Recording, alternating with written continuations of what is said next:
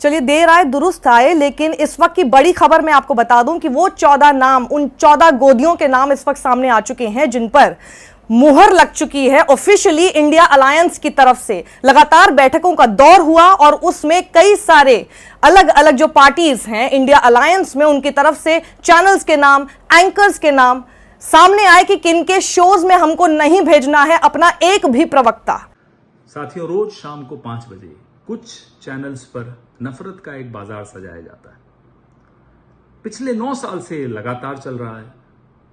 उस बाजार में अलग अलग पार्टीज के प्रवक्ता जाते हैं, कुछ विशेषज्ञ जाते हैं, कुछ विश्लेषक जाते हैं, लेकिन हम सब नफरत के उस बाजार में ग्राहक बनकर जाते हैं। कि कुछ जर्नलिस्ट्स ने इररिपेयरेबल डैमेज किया है अपने तौर तरीकों से। झुकते झुकते वो रेंगते हुए नजर आए। सच बोलो। और उसके ऊपर जो उन लोगों की आपस में सहमति बनी है, उसके बाद 14 ऐसे गोदी एंकर्स के नाम सामने आए हैं जिनको आप ये सोच सकते हैं कि पहचानने में इस विपक्ष के अलायंस को शायद पूरे 10 साल लग गए। हमें नफरत मुक्त भारत की दिशा में एक कदम उठाना था। आज एक निर्णय लिया गया, कुछ एंकर्स को चिन्हित किया जाए और उनके इस तरह के शोज में, इवेंट्स में हम लोग न जाएं, जिससे कि एक कदम उठाया जाए, एक सशक्त कदम उठाया जाए।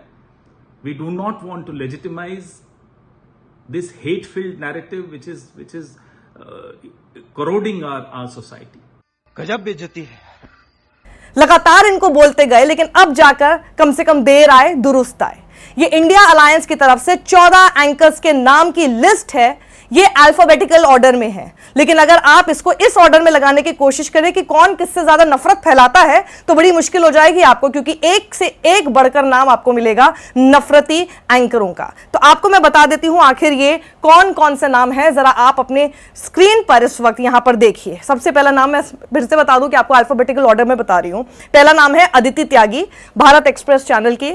दूसरा नाम है अमन चोपड़ा, न्यूज 18। सबसे ज्यादा तो मेरे नजर में अगर नफरत कोई फैलाता है तो वो ये एक नाम है। इसके बाद अमीश देवगन, वो भी न्यूज 18। आनंद नरसिम्हन, न्यूज 18 इंग्लिश, यानी पूरे एक नेटवर्क, अंबानी के चैनल के इस नेटवर्क से 3 नाम सामने आ गए हैं। अर्नब गोस्वामी, अशोक श्रीवास्तव, दूरदर्शन। इसके अलावा चित्रा त्रिपाठी, आज तक चैनल की, ये इनका नाम भी शामिल है।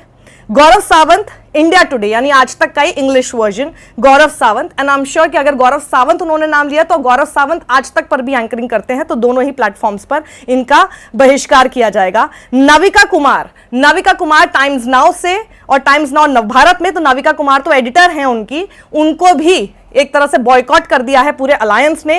प्राची पाराशर, मैं नहीं जानती थी कौन है, लेकिन शायद इंडिया अलायंस ने एक साथ मिलकर शायद कुछ ऐसे इंसिडेंट्स होंगे जिनको लेकर ये एक फैसला किया है। इंडिया टीवी में ये काम करती हैं, उसकी एंकर हैं और प्राची पाराशर का इसमें नाम है। रूबिका लियाकत, जो कि इस वक्त भारत 24 आई थिंक इस चैनल में, I don't know, Bharat 24 channel में है, और रूबिका लियाकत का उन्होंने इसमें बहिष्कार किया है, चैनल का नहीं लेकिन इन पर्टिकुलर एंकर का।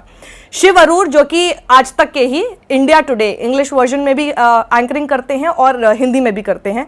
सुधीर चौधरी, सुधीर चौधरी सबको पता ही है, आज तक के ब्लैक एंड व्हाइट, आज तक के लोगों के 4 नाम आ चुके हैं अभी तक सामने। इसके अलावा सुशांत सिन्हा, टाइम्स नाउ नवभारत। तो पवन खेड़ा ने ट्वीट करके ऑफिशियली ये लिस्ट जारी की है, जिसमें लिखा है the following decision was taken by the India media committee in a virtual meeting held this afternoon. Hashtag है जुड़ेगा भारत, जीतेगा इंडिया। हमें भारत से मोहब्बत है, इसलिए हमें इस नफरत की दुकान को बंद करने की दिशा में अपनी तरफ से जो हो सके वो करना होगा। यही सोचकर हमारे इंडिया अलायंस के तमाम सदस्यों ने यह निर्णय लिया कि हम इन नफरत के बाजारों में नहीं, ग्राहक बनकर नहीं जाएंगे। और इसीलिए मैं कह रही हूं कि आप लोग यहां पर हैं, मौसम खराब है, पेटी बांध के रहिए, लेकिन टिके रहिए। और सूत्रों के हवाले से मुझे यह भी खबर मिली है कि कई ऐसे पार्टीज हैं इंडिया अलायंस में, जो कि और भी कई संस्थान और इनका नाम चाहते थे कि इसमें शामिल किया जाए, जो इसमें आपको वैसे दिख नहीं रहा है अभी, लेकिन आई एम श्योर कि ये धीरे धीरे करके और वर्कआउट किया जा रहा है। ऑब्जर्वेशन और रहेगी अभी मोटे तौर पर जो सुपरफिशियली प्राइमा फेसाई उनको दिखाई दे रहे हैं चैनलों के नाम और साथ ही एंकर्स के नाम, उनका जिक्र इसमें कर दिया गया है। और यह भी कहा गया है कि कुछ समय के लिए इंतजार किया जाएगा, देखा जाएगा कि अगर इनमें कोई सुधार आया तो, अगर सुधार नहीं आया तो आगे नेक्स्ट स्टेप, एक तो ये जो बॉयकॉट है ये हम और एक्सटेंड करेंगे, तब तक के लिए हम बिल्कुल बॉयकॉट रखेंगे, एकदम ब्लैंकेट बैन टाइप का कर देंगे। और उसके बाद अगर हमने देखा कि कोई सुधार नहीं हुआ है तो ये जो स्टेट गवर्नमेंट्स जो इन लोगों को सरकारी एड्स देती हैं, ये लोग सब जो है ये स्टेट गवर्नमेंट के एड पर पलते हैं और उसके बाद उन्हीं की सरकार को तो यहां पर जब बुलाते हैं तो उनको पूरी तरह से जो भी कह सकते हैं, जितना बायसनेस के साथ उनके खिलाफ काम कर सकते करते हैं। लेकिन जब यही बात केंद्र सरकार पर आ जाती है तब, या फिर बीजेपी की किसी राज्य की सरकार की बात आ जाती है तो उसको डिफेंड करने में लग जाता है। तो ये जो बायसनेस दिखती है ये आपको साफ दिखाई देगी कि देखिए एड इनसे भी लेते हैं, लेकिन एड लेते हैं तो काम इनसे पैसा लेने के बाद भी उस सरकार का करते हैं। इसलिए हम कहते हैं ना लगातार आपको, हम किसी भी सरकार के एड पर नहीं चलते हैं, हम सिर्फ आपकी व्यूअरशिप पर चलते हैं। इसलिए लाइक और सब्सक्राइब सभी वीडियोस को जरूर कीजिएगा, इसे शेयर जरूर कीजिएगा। आपकी ताकत बढ़ेगी अगर हमारी ताकत आगे बढ़ेगी। अभी शायद उसमें सहमति नहीं बनी है। अब जिस तरह से मैं आपको एक एग्जांपल देती हूं, पश्चिम बंगाल की जो तृणमूल कांग्रेस है उसने पिछले 1 साल से रिपब्लिक चैनल का पूर्णतः बहिष्कार कर रखा है, मतलब कोई भी किसी भी तरह की बातचीत नहीं करते उनसे। इसी तरह से हमने देखा है कि कांग्रेस भी, आम आदमी पार्टी भी, ये सब लोग भी उनसे बात नहीं करते। लेकिन वहीं पर एक और नाम है जैसे कि ANI। पिछले 2-3 महीने से ANI को किसी भी तरह के बाइट्स, स्टेटमेंट्स TMC की तरफ से नहीं दी गई हैं। वहीं हम देखते हैं कि चाहे कांग्रेस हो, चाहे आम आदमी पार्टी हो, RJD और बहुत सारी ऐसी पार्टीज हैं, उनके लीडर्स की बाइट्स के स्टेटमेंट्स आपको ANI के हवाले से मिलते हैं।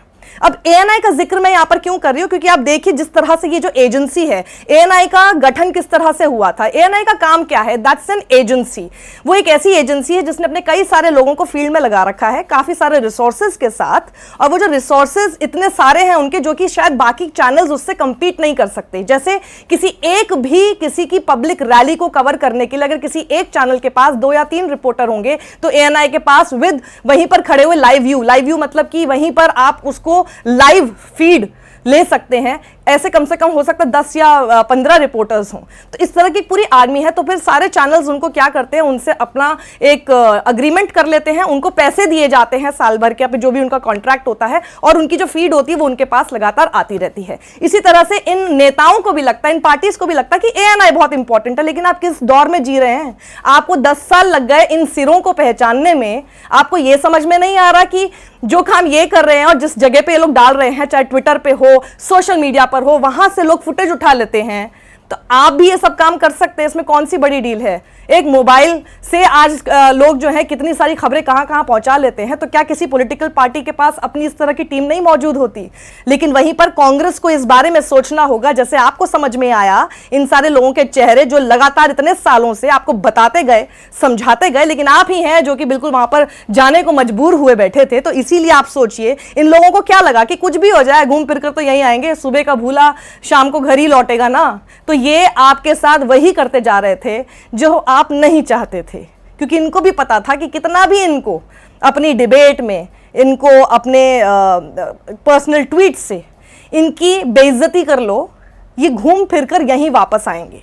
और ये लोग भी बड़े मजबूर हैं हम लोगों को पैसा देने के लिए, ऐड देने के लिए, और उस ऐड के बदले में हम इनको हर समय ऐसा भी महसूस कराते रहेंगे कि ये कितना ह्यूमिलिएट हो गए, उसके बावजूद ही हमारे पास आएंगे। इतना दुस्साहस इन लोगों का खड़ा अगर किया तो आपने किया। तो इतना क्या आप लोगों को समझ में नहीं आता? आप ही लोगों के जो हेड हैं मीडिया सेल के, जयराम रमेश, मतलब आप सोचिए कि ANI की एडिटर का पॉडकास्ट रिलीज होता है तो पहले दिन उसको जयराम रमेश खुद दे आते हैं। कांग्रेस के और लीडर जीतू पटवारी और पता नहीं कितने लोग हम देख रहे हैं कि उनको अलग से ये लोग रेलेवेंस देते हैं। फिर आप बताइए ना, ये लगातार आपकी आंखों के सामने वो चीज कर रहे हैं जिसे आप बायसनेस कहते हैं और मानते हैं। फिर आपकी क्या मजबूरी है इन लोगों को प्रमोट करने की? तो अगर आपको करना है, ये पूरी तरह से करने की कोशिश करनी पड़ेगी आपको, क्योंकि ये अभी भी जो आपने लिस्ट बनाई है इसमें बहुत से नाम छूट चुके हैं। पवन खेड़ा के इस ट्वीट के नीचे किस तरह के कमेंट्स आ रहे हैं जरा मैं आपको बता देती हूँ। सिड शर्मा है जो कि लिखता है, super sir, show them their true place, why not launch a say 18 hours YouTube channel of India Alliance, let true journalist be invited there and the points put across, and I am sure true and committed journalist shall be more than happy to contribute to save the basic fabric of the nation. किसी और ने, तन्मय ने लिखा, nice idea.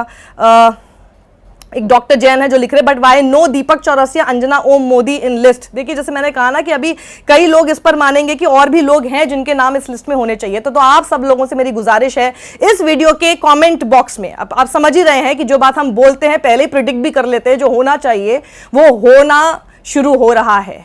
तो आप लोग जरा इस पूरे वीडियो को ज्यादा से ज्यादा शेयर कीजिए, और शेयर करते हुए ऊपर अपनी राय जरूर लिखिएगा कि इस लिस्ट में और कितने और लोगों का नाम होना चाहिए और किन किन लोगों का नाम और होना चाहिए। और साथ ही कमेंट बॉक्स में भी आप लोग ये लिखिएगा, क्योंकि शायद वो सब लोग जो कि ये लिस्ट बना रहे हैं वो ऐसे सारे वीडियोस जरूर देखते हैं जहां पर जनता की राय शामिल होती है। आप लोगों की राय हो सकता है नेक्स्ट कमेटी की बैठक में कंसिडर की जाए। सत्यमेव जयते।